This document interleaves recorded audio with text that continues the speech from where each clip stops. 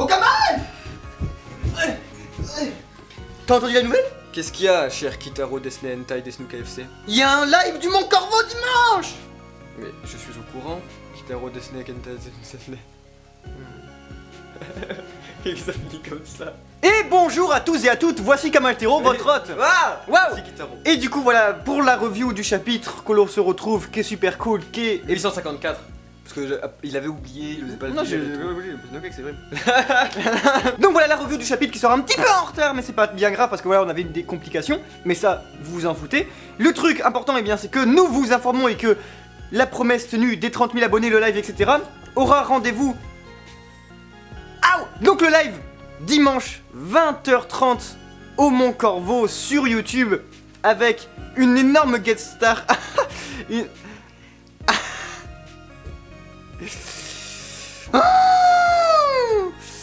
Voilà, 20h30 avec Minette, un live du Mont Corvo. On vous avait dit qu'on ferait un live au Mont Corvo pour les 30 000 abonnés, ce sera tenu.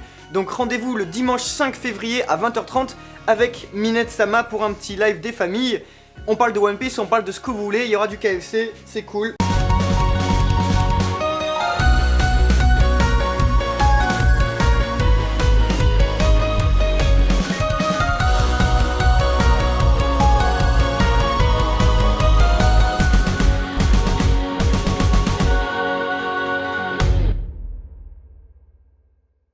Chapitre 854 de One Piece. Donc déjà, on parle de la page de couverture qui est quand même assez intéressante. On va pas se Et le du cacher. titre, et du Elle est du titre qui déjà Va souligner la pensée de Sanji, de toute façon. le point un peu frisson de ce chapitre.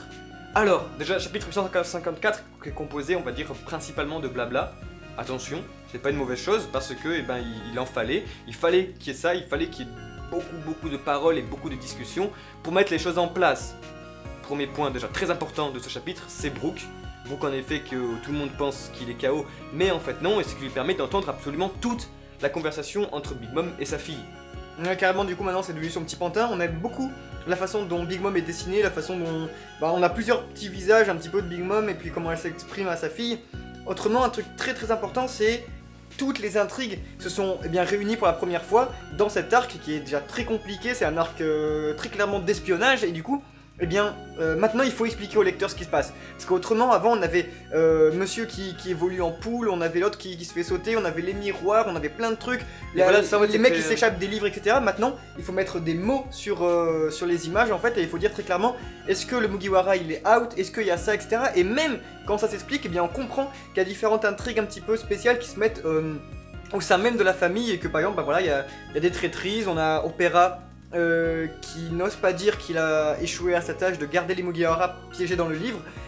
Et ça c'est très intéressant parce que dans tous les cas ça fait 20 ans que c'est comme ça One Piece, on a vraiment ce schéma là, c'est on comprend pas, mais quoi? C'est quoi? Et quelques chapitres, explications plus tard, voilà, tout le truc. Là c'est ça, c'est exactement ce que disait Kitaro, c'est en fait voilà, il faut, tout de suite on comprend pas, puis ensuite il y a explication derrière pour remettre les choses en place pour le final. Là c'est ce qui est en train de se passer, donc nous forcément lecteurs on est là, on fait mais putain, mais ça arrive, non, à chaque fois c'est... Mais là quand même, mais là, à la fin du chapitre, on a vu rédemption, on a vu un peu espoir et tout. D'ailleurs, on parle d'un point important. Enfin, de toute façon, vous inquiétez pas, Sanji, ça va venir à la fin de la review rapidement. Mais il y a plein d'intrigues très importantes, comme par exemple le fait que au sein de la famille, il y a déjà traîtrise et il va y avoir un truc pas net qui va se passer. Et sinon, un point important, c'est quand même le fait que Big Mom enfin présente au lecteur son plan diabolique, et que du coup, si on le sait depuis belle lurette, elle nous le dit visiblement, et elle nous dit très clairement que c'est un empereur et qu'il fallait pas chercher un empereur. Et ça c'est très important, pourquoi? Parce que on s'était dit qu'il y avait quand même vraiment, c'était particulier de la part du Germain de venir, de se pointer, de dire écoutez, t'es un empereur mais nous on est trop la mafia, on est trop les nazis et tout ça. Alors que là non, elle dit, enfin c'est ça qui est classe, c'est que son empire est là et c'est l'empereur qui se joue de toi. Voilà, enfin Big Mom, on était tous un petit peu déçus au début, ça fait quoi? Ça va faire un an qu'on se dit Big Mom, pourquoi est-ce qu'elle arrive? Est-ce qu'on va pas être encore plus déçus parce que ça va pas fonctionner? C'est ça que j'ai un peu peur, parce que si ça fonctionne, ça veut dire que c'est la fin des Mugiwara. Déjà il y a un truc très clairement qu'il faut se dire, c'est que Big Mom, on était tous déçus en se disant ouais mais c'est sûr et certain que Big Mom tu la fous contre Kaido, tu la fous contre Barbe Blanche, tu la fous contre Shanks, elle clams. Ouais mais Big Mom, c'est une autre sorte de pouvoir. Regardez ce qu'elle fait en fait, genre vous mettez n'importe quel empereur sur son île, Et c'est ça qui est classe, c'est qu'il y a la devise de Brûlé qui dit sur Totland ou sur Wakaka Island, en tout cas, eh bien, tout le monde est bienvenu, mais personne ne sort vivant en fait. C'est ça qui. Big Mom en fait, elle est ultra puissante. Tellement puissante que. C'est vrai. Est-ce que ça va pas être beaucoup trop galère de la part d'Oda et pour le lecteur, et ben de montrer que les Mugiwara vont être l'exception qui confirme la règle, et que voilà, ils vont se tailler, et puis voilà, ben. Tu laisses personne vivant, mais par contre les Mugiwara ils peuvent partir. Voilà, là c'est la grosse lacune du scénario, parce que jusque là le scénario en fait il est parfait, parce que c'est vraiment l'arc de ah mais en fait j'avais entendu que je savais que tu savais pas, qu'en fait oui parce que tu m'avais effacé la mémoire, mais en fait moi j'étais là à écouter parce que tu le savais pas et que donc je te trahis, mais en fait et donc on peut être là en mode ouais c'est fait exprès, c'est lourd, non, parce qu'en fait le scénario dans Patipa c'est extrêmement bien écrit, c'est du One Piece, c'est parfait, on comprend pas tout, on est là, on fait mais c'est vachement bien foutu, c'est simple, c'est parfait, sauf voilà. Comme disait Kitaro, est-ce qu'il n'y aurait pas lacune à la fin qu'on va comprendre en fait que les Mugiwara vont faire ah ah, bah on est vivant. Bon, déjà d'un point très clair, comment on va récupérer le roi de Poneglyph? C'est presque mort. J'ai vu une théorie que je trouve assez intéressante et que je crois, c'est vrai et ce serait sympa, c'est que tout simplement, vous avez bien vu que Big Mom fouille bien Brook partout en disant est-ce qu'il a rien avec lui, il a pas un bout de papier ou quoi avec la copie et tout, et ils ont dit non, ils ont rien dans ses vêtements et tout, et elle le met à poil en gros, voilà, bah regardez non c'est juste un sac de squelette et tout, donc tiens, mais il y a quelque chose chez Brook, c'est son crâne qui peut s'ouvrir et il peut mettre quelque chose dedans, on l'a déjà vu mettre un enfin il a déjà l'enregistrophone, je sais pas comment on dit, qui permet d'enregistrer la musique du Binko Sake. En gros, son coffre-fort, c'est sa tête. Et donc, est-ce qu'il aurait pas ça qu'à la fin, ça fasse genre ah bon, bah dommage, on n'a pas réussi à sortir le poneglyph, mais au moins tout le monde est vivant. Et Brook arrive sur le bateau, il fait yoho, yoho, oh. Et voilà, c'est bien possible, mais en gros, ça veut dire que Big Mom totalement dénigré, quoi. Voilà, surtout qu'il y a un truc qui est un petit peu chiant dans cet arc, c'est sa manie en fait de nous faire des mini-ellipses de 10 minutes. Pour nous cacher des trucs, et ça ça trahit beaucoup le mangaka. Par exemple, on avait un chapitre qui s'est terminé avec Jinbei qui frappe Opéra, et après on voit le livre qui est en feu, etc. et tout ça, parce qu'il s'est passé 10 minutes, qu'on comprend juste maintenant, qui dit que Opéra lui-même a mis le feu, etc. Il y a toujours des petits moments comme ça, et là on se dit, bah oui, c'est vrai qu'en fait, eh ben, on a vu que Brook, il avait défoncé tout le monde dans la salle, on l'a vu qu'il était solo, on l'a vu qu'il pouvait prendre le poneglyph, et après on a vu Big Mom arriver. Et vraiment, il s'est bien combattu. Voilà, mais on sait pas s'il s'est passé 10 minutes ou quoi. Il s'est bien battu contre les Horcruxes, entre guillemets. De Big Mom, c'est parce qu'ils ont réussi à aller. Ça, c'est un deuxième truc qui me dérange, c'est le petit peu la bête noire du truc, c'est que voilà, c'est un petit peu aussi la manie de Big Mom de se dire que, bah en fait, les Mugiwara, waouh, vous êtes les premiers à réussir à faire ça. Crackers, Luffy, c'était le premier à montrer sa vraie forme, etc. Non, enfin, me dites pas qu'il s'est pas frité contre un amiral ou quoi, et on a vu sa vraie forme. Me dites pas que personne n'a réussi enfin, que c'est Brook, le tout premier, à blesser le soleil, quoi. Parce que Big Mom a toujours été hyper tranquille dans sa vie. Et c'est peut-être pour ça d'ailleurs qu'elle fait peur. Mais en tout cas, on en parle ou pas juste de j'ai pas compris le gars qui est dans le lit. Ouais, bah ça c'est. Alors pourquoi? C'est bizarre. Je pense que alors ça doit être un truc totalement jap que ça m'a un peu échappé parce que je pense que c'est de l'humour absurde que il aurait pu très bien mettre comme dans les films ou quoi un oreiller et faire genre voilà c'est mon corps, je dors. Mais en fait non, il y a juste un mec qui travaille pour Big Mom, qui est dans le lit et qui fait oh je me suis endormi. Hein, c'est pas genre ah mince je me suis endormi etc. C'est regarde je me suis endormi, j'en ai rien à foutre de toi. Et justement, vu qu'il y a rien, le gars, je vais pouvoir continuer de dormir. Le gars dit mince, je me suis endormi dans le lit de Sanji-san. Si je continue à dormir. Mais ça on dirait vraiment limite une blague d'Oda qui nous dit bah ouais les gars, je vous le dis très clairement, je balance tout sur la table. En fait j'avais pas d'idée, je vous dis ça. Et en plus j'en ai rien à foutre que vous me disiez ça parce que genre le mec je lui montre qu'il a envie de rester dans le lit.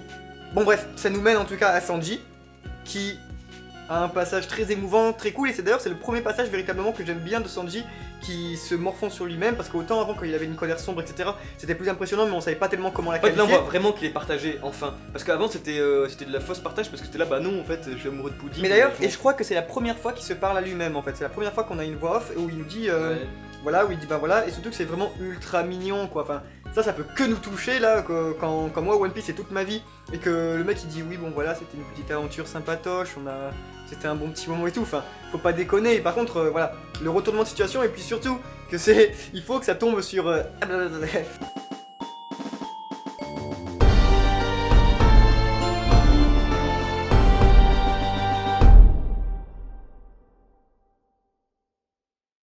Bobine. Sur Bobine qui s'en prend plein la gueule et du coup bah voilà. En fait c'est vraiment la métaphore hein, le coup de pied mais genre tellement puissant, on voit trop l'effet de d'onde de choc qui fait le coup de pied, qui est la métaphore du retour en fait tout simplement à la fois de physique et moral de Sanji, parce que ça y est, il y va enfin, la jambe noire est de retour. D'où la phrase « Qu'est-ce que je suis en train de faire ?» Voilà, voilà.